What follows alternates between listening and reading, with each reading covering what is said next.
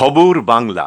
দুর্গাপুরে সিটি সেন্টারে কবিগুরু এলাকার সেল কোঅপারেটিভ সাত সকালে অগ্নিকাণ্ড। দমকলের একটি ইঞ্জিনের চেষ্টায় পুরনো ফ্রিজের দোকানে লাগা আগুন নিয়ন্ত্রণে আসে। স্থানীয় সূত্রে খবর, পুরনো ফ্রিজ এসি সারানোর দোকান এটি। আজ সকালে হঠাৎই বিস্ফোরণের আওয়াজ শুনতে পায় স্থানীয় প্রতিবেশীরা। এরপরে এসে দেখেন দাউ দাউ করে আগুন জ্বলছে। সাত সকালে কালো ধোঁয়ায় ঢেকে যায় এলাকা। আতঙ্ক ছড়িয়ে পড়ে এলাকাবাসীদের মধ্যে। দমকলের প্রাথমিক অনুমান শর্ট সার্কিট থেকে আগুন লেগেছে। এই উষারানী পালের বাড়িতে ভাড়া থাকি। আমার পাশে রয়েছে ওর ছেলে। 6টা নাগাদ প্রথমে একটা আওয়াজ আমরা পাই। আমি ভাবলাম বোধহয় রাস্তায় কোনো টায়ার বাস্ট করেছে।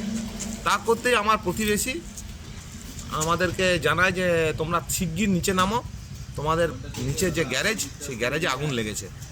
আমরা তৎক্ষণাৎ হচ্ছে যে নিচে নেমে যাই। নেমে দেখি একদম সেই বিভৎস কাণ্ড, ধোধো ধোধো করে জ্বলছে, তার সঙ্গে বিস্ফোরণের আওয়াজ। হ্যাঁ, কতগুলো মানে বিস্ফোরণ হয়েছে? বিস্ফোরণ মোটামুটি আমার আন্দাজে প্রায় 4 থেকে 5খানা বিস্ফোরণ হয়েছে। ঘটনাটা আমি ঠিক বলতে পারবো না। মানে আপনি বললেন যে তিনটে আওয়াজ হয়েছে। আওয়াজ হয়ে আমি সঙ্গে সঙ্গে বাইরে ছুটে এসেছি। উনাকে বললাম মেন সুইচটা করে অফ করে, ওই সুকান্ত দা ভাড়া থাকে জানেন, উনাকে বললাম মেন সুইচটা অন করে দিতে, অফ করে দিতে। নিচে এসে কি দেখলেন? নিচে এসে গেলাম, পুরো একদম 3-4 বার 2-3 বার ব্লাস্ট হয়েছে। এটা কি গ্যারেজ?